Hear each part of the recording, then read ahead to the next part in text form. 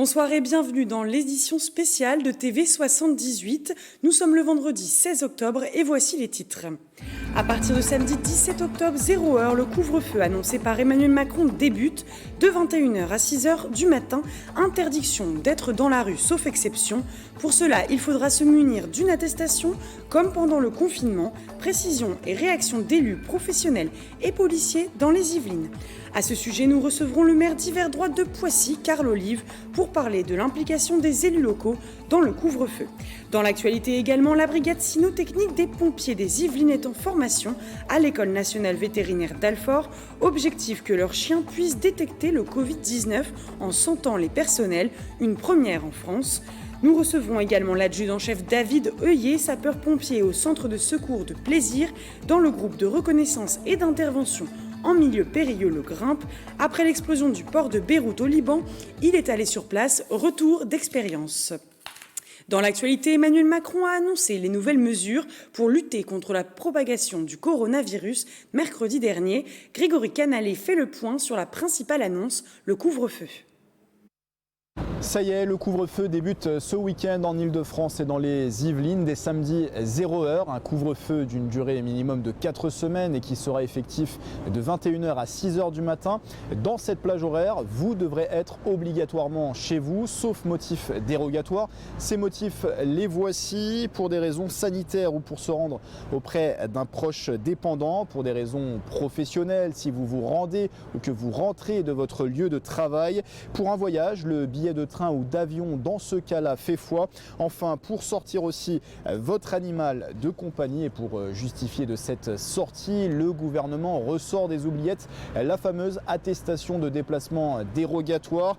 Elle est à remplir, elle sera légèrement différente de celle du confinement. Et à l'heure où je vous parle, vendredi 16h, cette attestation n'est toujours pas disponible sur le site du ministère de l'Intérieur. Le gouvernement a indiqué qu'elle le serait dans la journée de samedi. N'hésitez donc pas d'ici là et dans la nuit de vendredi à samedi à remplir cette attestation de manière manuscrite comme c'était le cas pendant le confinement. Chaque contrevenant s'expose à 135 € d'amende. 12 000 policiers et gendarmes vont être répartis sur l'ensemble du territoire et vont être en charge du contrôle, du respect du couvre-feu et évidemment du contrôle des attestations. De quoi susciter des inquiétudes chez les syndicats. On écoute Julien Lecam, secrétaire d'Alliance Police Nationale dans les Yvelines.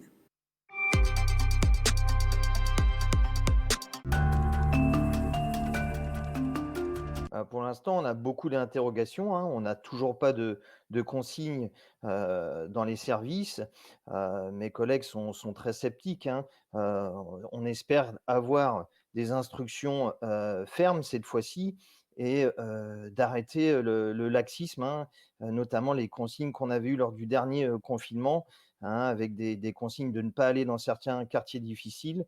Donc on espère que cette fois-ci, on aura des consignes beaucoup plus fermes.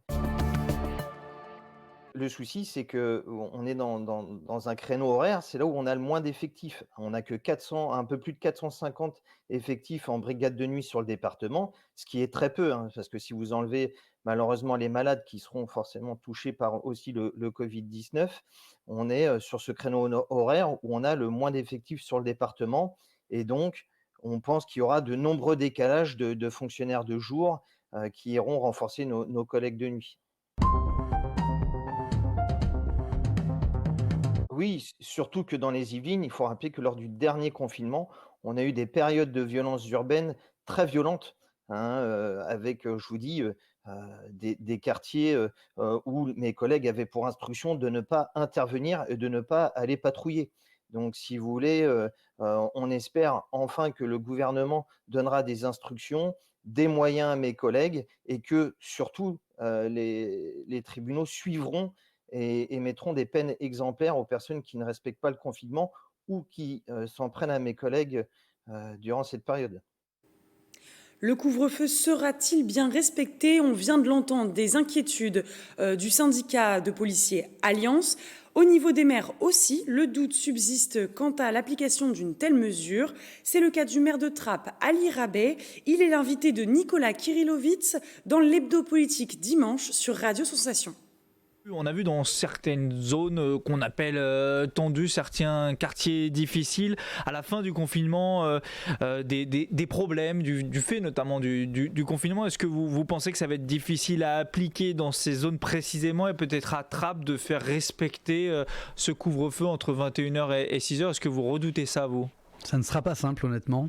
Après la période automnale et hivernale qui arrive, fait que de fait les gens sortent moins, il y a moins d'interactions. Mais le fait de mettre fin à nos activités à 21h, en réalité un peu plus tôt, hein, parce que le couvre-feu à 21h, ça veut dire que la dernière activité sur l'île de Trappes, c'est à 20h30 par exemple, pour vous permettre de rentrer chez vous. Mais la fin des activités sportives, des activités culturelles à 20h30, de fait, ça limite les interactions, tout le monde rentre chez soi, il n'y a plus rien d'ouvert, hein. Plus de restaurants, et de fait on aura beaucoup moins de monde. Après, est-ce qu'il n'y aura aucun trappiste dans les rues de Trappes, aucun Versaillais dans les rues de Versailles à 21h? C'est pas certain.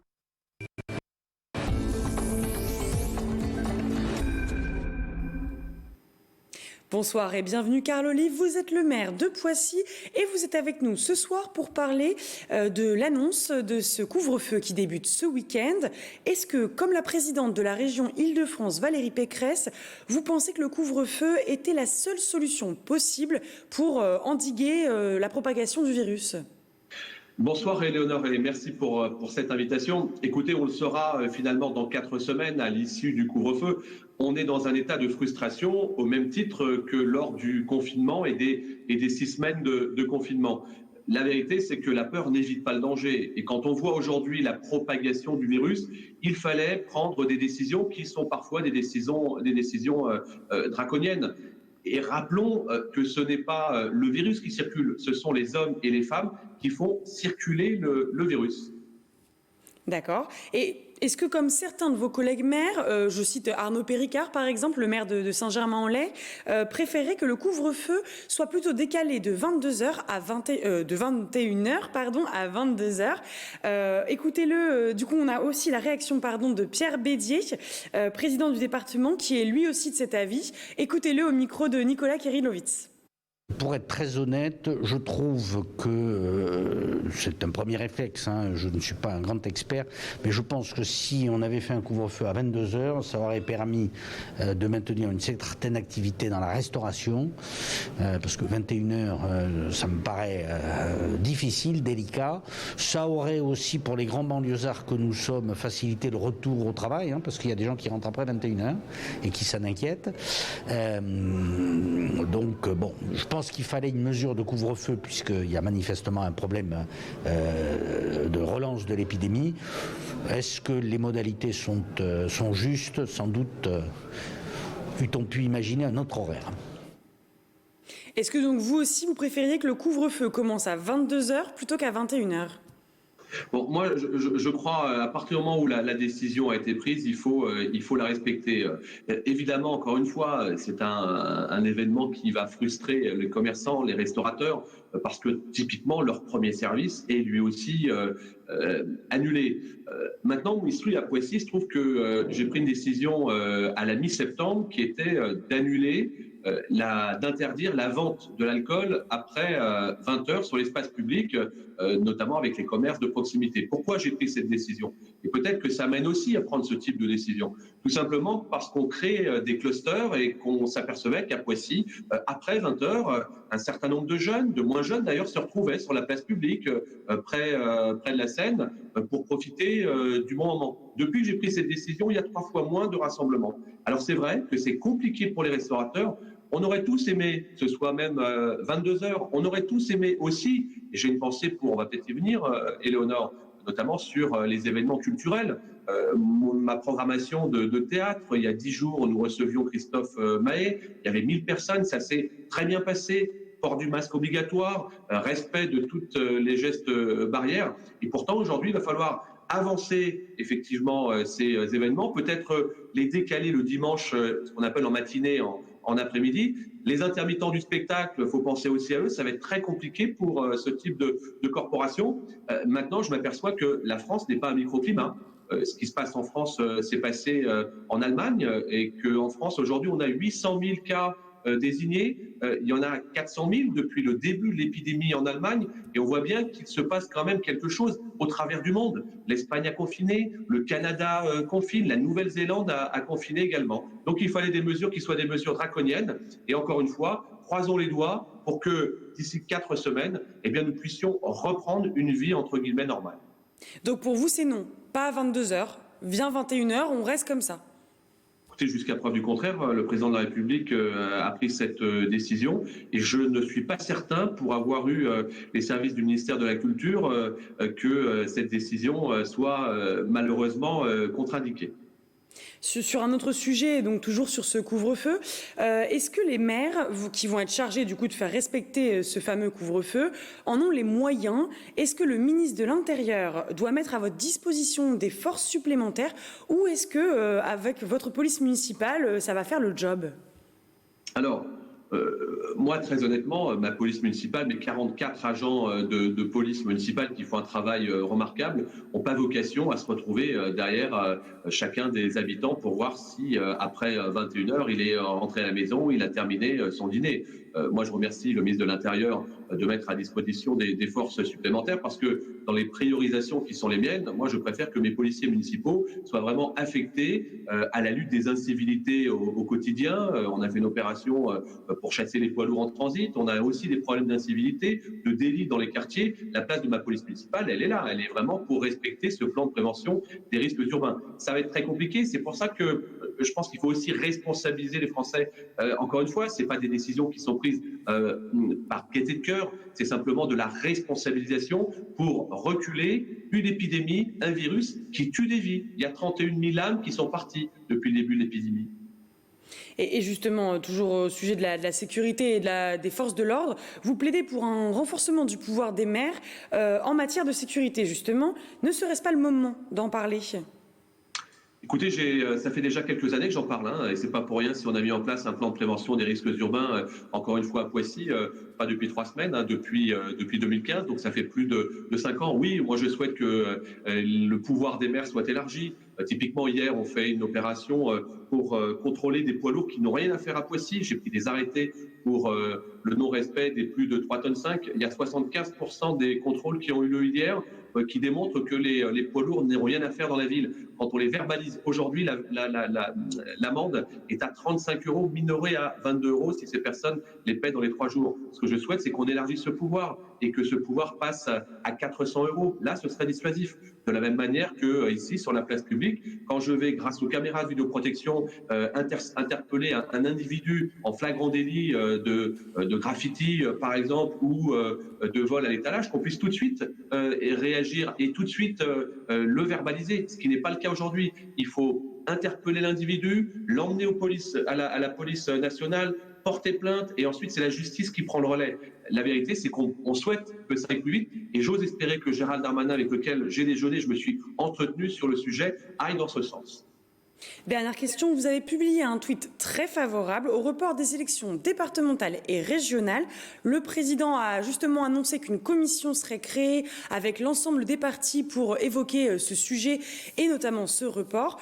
Que répondez-vous un petit peu à ceux qui disent que ce report apparaît comme une manœuvre politique pour repousser des élections ? Alors moi je vais être très clair, le report des élections départementales et régionales, je le réclame déjà depuis plus d'1 an. Et non seulement je réclame ce report, mais je réclame également sa déconnexion. Pourquoi ? D'abord parce qu'on voit bien ce qui se passe aujourd'hui. Si on veut réitérer cette abstention record aux dernières municipales, alors allons-y, premièrement. Deuxièmement, on aura le jour même, si c'est toujours maintenu, 2 élections totalement différentes avec 2 scrutins différents. Une élection au scrutin uninominal, les départementales, et plutôt de proximité, une élection régionale au scrutin de liste, et plutôt nationale. Enfin, dernier élément, 2 élections le jour même, c'est plus de 200 personnes mobilisées ici à Poissy, c'est 2 bureaux dans la même salle pour les 2 élections, et je dirais que c'est le virus qui circule encore un petit peu plus. Ce serait pour moi de bonne loi aujourd'hui de pouvoir décaler ces élections. On a eu une annonce avec le report du Salon de l'Agriculture qui a lieu 1 semaine auparavant. Comment on fait campagne dans ces conditions ? C'est juste pas possible. D'accord. Eh bien, très bien. Merci, Carl Olive, d'avoir été avec nous pour cette 7-8 édition spéciale. Ils avaient échappé aux mesures prises au mois de septembre. Les restaurateurs yvelinois vont cette fois largement être touchés par les nouvelles mesures. Réaction de la profession avec Astrid Bergère et Patrick Jacques de Dixmude. Coup dur pour les restaurateurs qui étaient déjà en difficulté. Il sera interdit de circuler après 21h dans les Yvelines à partir de samedi. Au lendemain des annonces, de nombreuses interrogations occupent les esprits.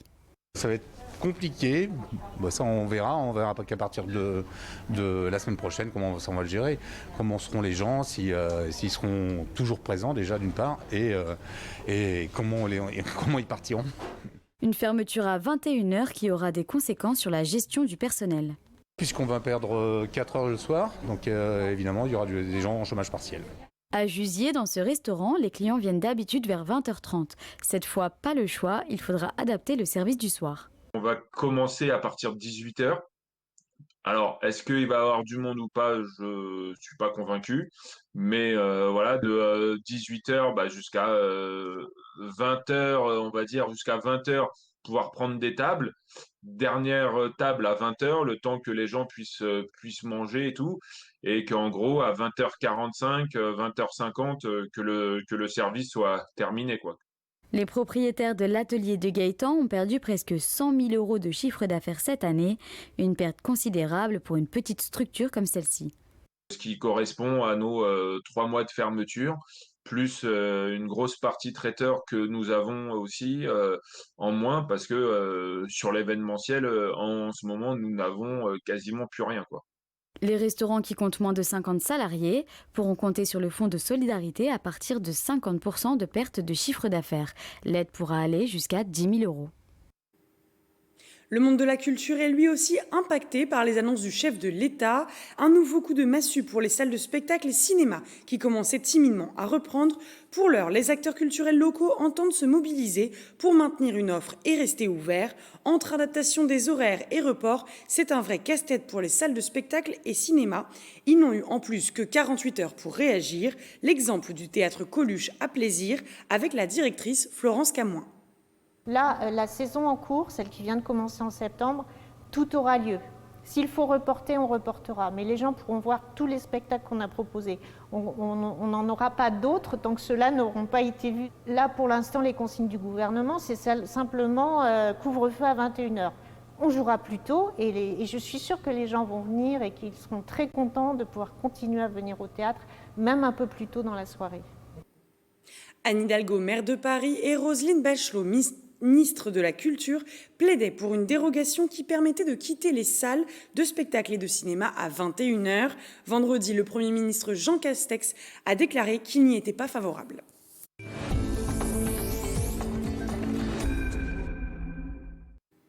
C'est une première en France, des chiens pour détecter le Covid-19. C'est le projet du professeur Dominique Grandjean de l'École nationale vétérinaire d'Alfort. Et pour y parvenir, les pompiers de la brigade cynotechnique des Yvelines sont formés depuis plusieurs semaines. Immersion dans une formation un peu particulière.